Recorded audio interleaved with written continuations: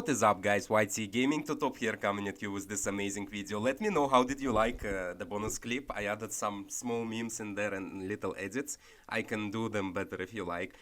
Depends how many people watch them. Actually, I found out that almost everyone watches bonus clip, but not as many watch the full video. Anyway, guys, we are rocking Dart Sniper Eyes. You guessed it. Yes, we continue using this strategy. We want to master it. And this time we are facing the dreaded Tack Ice Village, the unbeatable late game strategy that is just insane. Homeland with ice debuffs provided to the BADs and tack sprayers, shooting and destroying them. I mean, overdrive.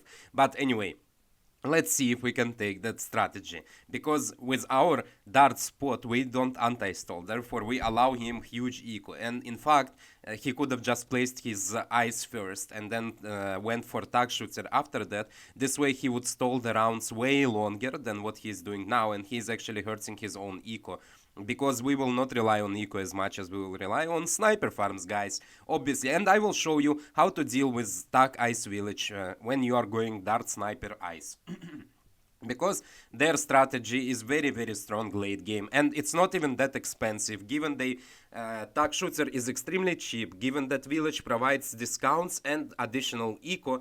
Tack Ice Village becomes a viable strategy on Mayan in the wall, and maybe Dogs, I don't know. Dogs is not in Hall of Masters, so yeah, I cannot judge that map because I don't play it, and I'm so glad it's not in Hall of Masters. In fact, I would be also happy if In the Wall was removed from Hall of Masters and Mayan was removed from Hall of Masters. However, they would add a few other average or short maps. That would be so freaking insanely good. The reason why Mayan is a late game map, it's not actually because you stall the balloons like in the wall or Dogs. It's because the paths are so easy to defend. They overlay, they come back and forth around the same bends, and these squares make it just so easy to defend any kind of rush sent against you, which allows you to over eco, under defend, and you will still be vibing.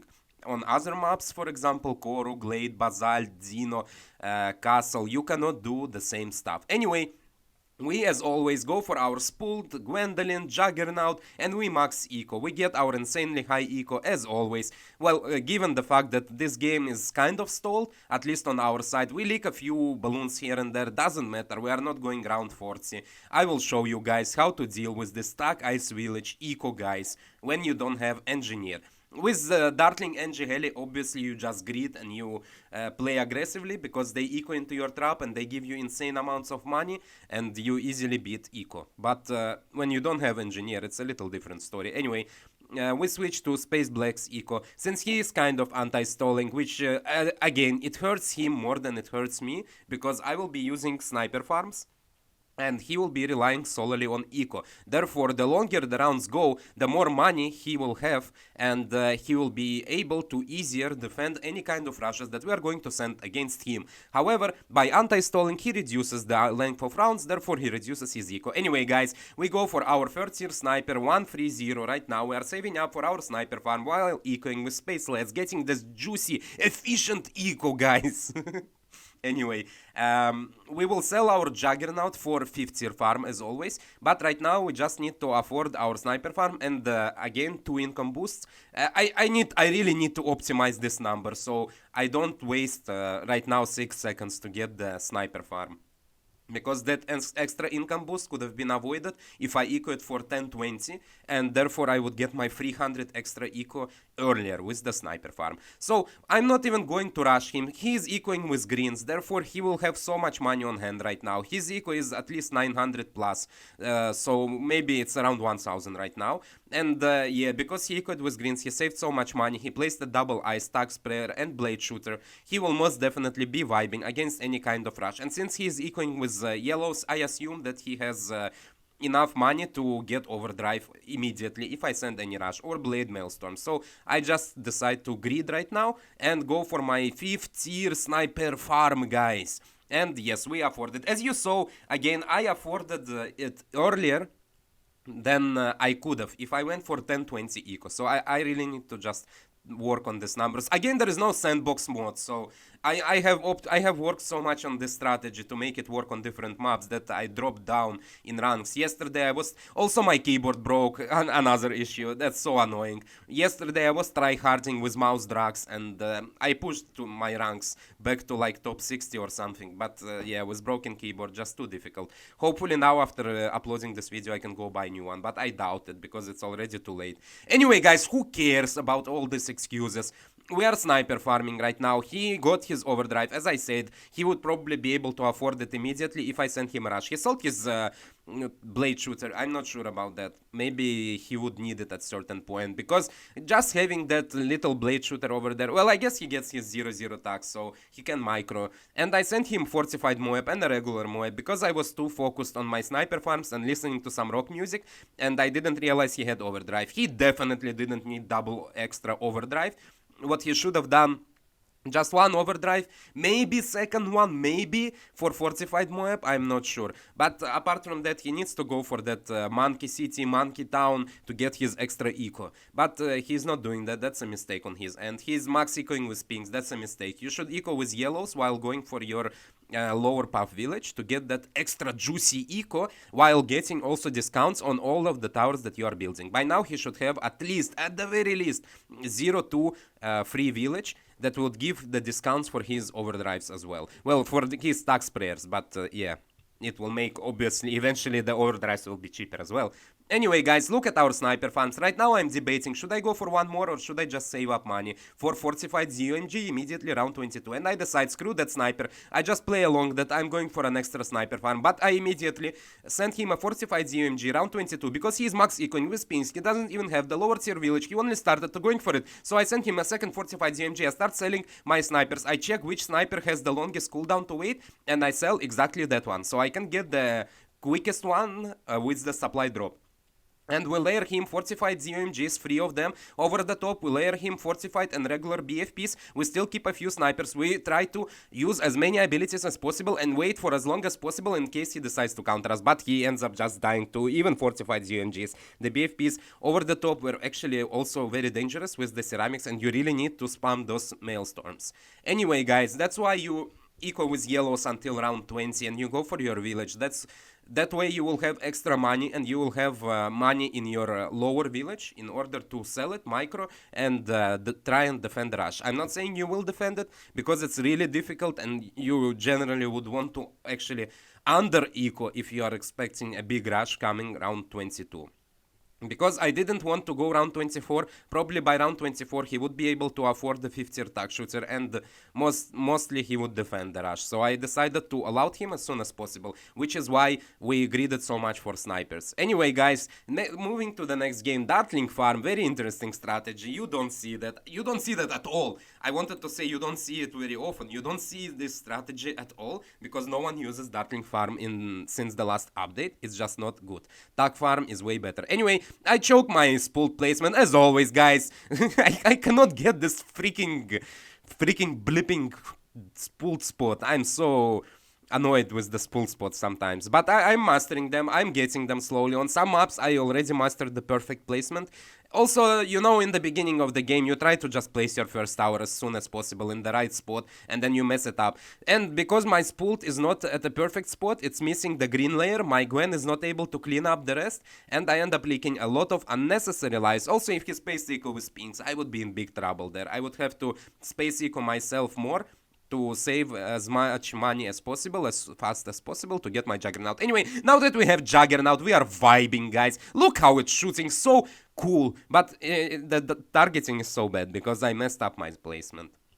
Anyway, he keeps space ecoing, that's the right thing to do. His dartling gun seems to work well, so I layer some whites. So once he starts popping the greens, the darts from dartling gun are going to hit whites and are going to turn into pinks, and they will overlay with the greens and make him leak. That's what happened exactly. I use Gwen Cock to stop leaking lives. Also, not the best play. Just if I had Juggernaut in the right play, I would be vibing over there. Anyway, he has 2-2-0-0 farms.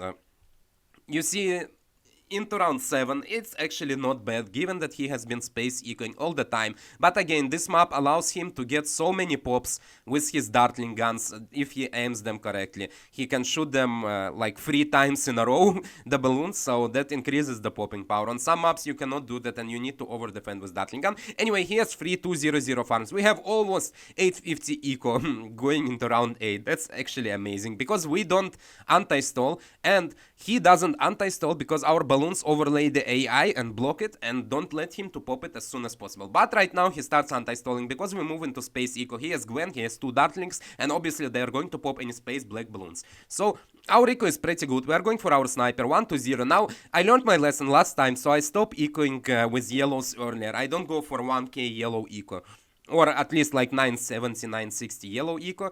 I start saving up for my sniper because I know he has farms and he can rush me insanely with 4200 farms. You'll be surprised how many rushes he can send, but he goes for his hydropods immediately. Obviously I can send him some regions and force some defenses, but I'm not going to do so because obviously if we take it round 30 we win. If he allows us round 22, round 24, we win. So there is honestly no point to risk it all now. Check his micro, maybe he will be able to sell his farms and defend the rushes, but then counter you, and you will not have your sniper farm, and it will become a drain game. You will win in the drain game because you'll have way more money, but again, he can start spamming farms and then allow you. I guess it's a dangerous scenario, so I just didn't want to go there. I just decided, and he starts sending me region LEDs, region rainbows, trying to overwhelm me. I just go for that extra juggernaut. Region purples were actually pretty dangerous there, but with the second jug, we just smell them, no boost, no nothing needed. However, because we got that second juggernaut, guys, now we have to wait for our tier 5 sniper, guys. Before we afford it, we need to wait longer because we wasted money, and obviously the sell back value is way less, and the moab rounds are actually coming very close now. And we are in a little of a peculiar spot, guys. We need 2 more income boosts, but we have already the crate. Now I waste 6 seconds, so you can say I reduce the eco that I get from my sniper. Immediately I use insane OP micro, guys, to sell my juggernauts, get my 5th tier sniper. He's trying to rush 5th tier sniper, bro. No. I just swag on him with the sniper mastery because you don't rush us. He's saying wow. We just swag on him with another emoji. Anyway, you don't rush sniper with balloons, the 5th tier sniper, I mean. Moabs with the balloons behind Moabs might be a good rush, as long as you have a lot of money to do it. Anyway, obviously I expect him to send me some good rushes. That's why I'm hovering my eyes, thinking to just pre-place it, because number 4 on my keyboard doesn't work anymore, so I cannot micro as efficiently, and that's a huge problem for me. As well as R letter, as well as number 5, so anything there I have to micro with my mouse, and that's horrible. That's terrific, guys. Anyway, he's farming there. We got 1000 eco in our regular eco, and we have 600 in 2 snipers and 750 in our 5th tier, which is 1350. Therefore, we have at this point 2350, now 2650 is our eco. We send him a BFP just to force some defenses on his side. Obviously he has boomerang with the dartling gun, not the best loadout as well, because you will struggle later on. Anyway, he got 2 4th tier farms there, and honestly that's just not good. With tack you can have 4 4th tier farms by this point, but again, he's rocking dartling and boomerang, so he's more or less vibing against any rush that anyone can send against him. Now, I am being very careful here. I don't immediately go for my sniper farms because he has marketplaces and market central. Now that I saw he went for another marketplace, I immediately got 2 more sniper farms. I'm just waiting for him to all out me.